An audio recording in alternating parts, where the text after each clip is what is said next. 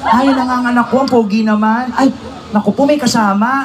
May katulong na tayo, di ba? Ha? Oo, bakit? May kasama? Oo, teka lang, check ko nga. Okay, wait lang anak, bubuksan ko lang yung pinto. Alam mo naman, marami masamang tao ngayon. Pasok kayo, bakery to eh. Pasok kayo, nak.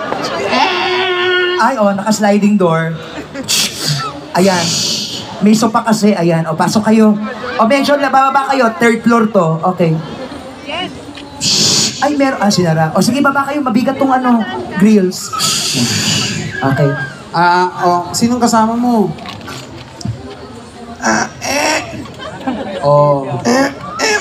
Tao.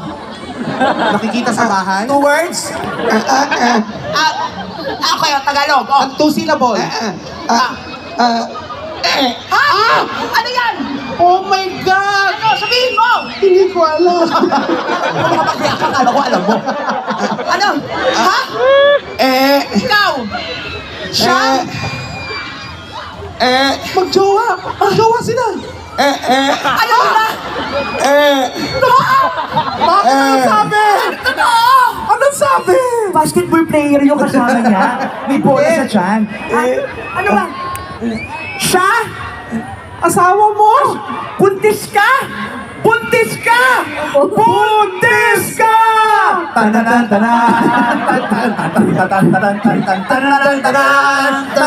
tananan tananan tananan buntis ka! Buntis 5 yun, Sorry. Buntis ka? Ano pangalan mo, Iha? Ngayon ka namin nakita, malalaman pa namin buntis ka? Anong pangalan mo? Marjorie po.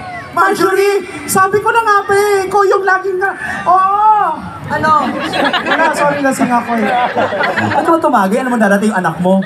Gaano mo Sabi mo yung anak mo, ba't nakabuntis? Gaano mo kamahal ang anak ko? Alam mo bang PWD yung anak ko? Pinatulan mo? Mahal mo ba yan? Opo. Baka naman pinapirahan mo lang kami. Ba't magkaboses yung nanay? Ano ka boses tayo? Ibahin mo, lalaki ka dito. Mahal mo ba talaga anak ko? Mahal mo.